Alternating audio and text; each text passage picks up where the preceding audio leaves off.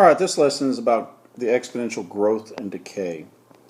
Alright, right now I have the growth formula and the decay formula. If you notice, the only thing different in the two is one, the growth has a plus because we're adding, and decay is a negative because we're taking away or subtracting.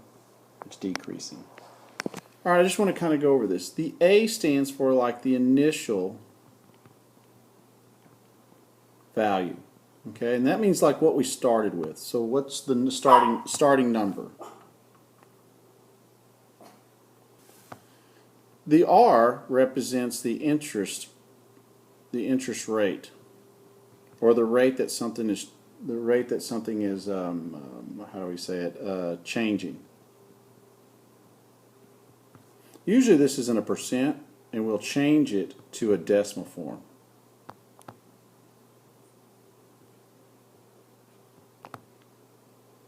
Alright, so normally what we do is we change it to a decimal form. And I'll move this over so you can kind of read it a little bit better. So we change it.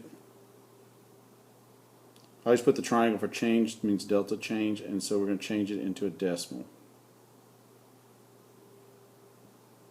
So if we have 4%, we'll change this percent and move it over 2 places, and we get 0.04. That's what we mean.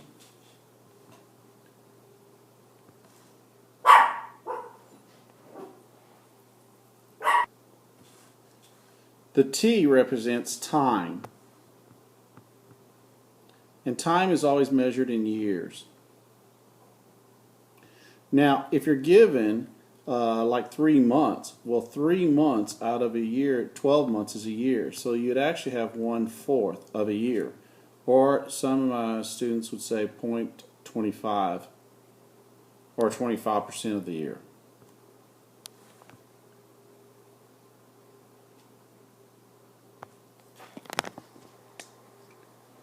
So let's do a little problem.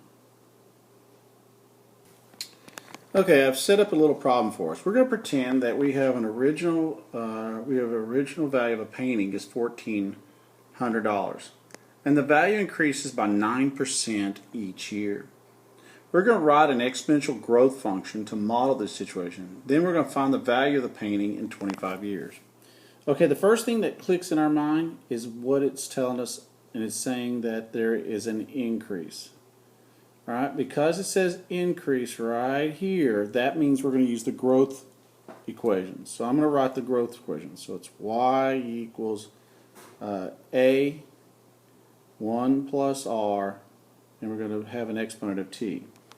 Alright, so remember a is our original. So original price was $1,400. Alright.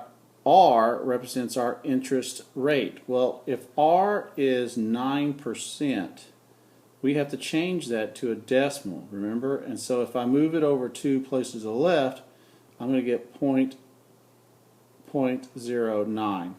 So I'm going to put 0.09 in the parentheses. Now T represents my number of years.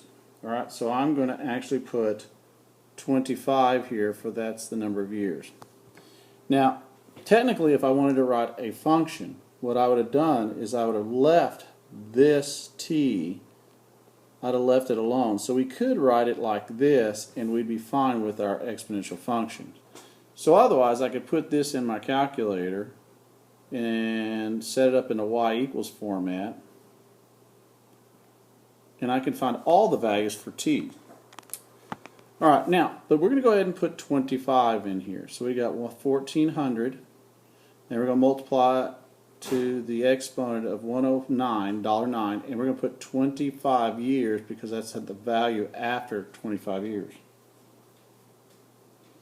Alright, so if we put this in our graphing calculator, we should come up with an answer. Now you're going to put your 1.09 with an exponent of 25, get an answer, and then multiply 1,400 to it.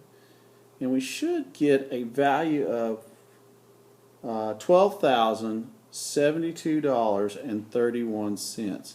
So in 9 years, this $1,400 painting will have gone up to $12,072.31 in 25 years at a 9% increase in value.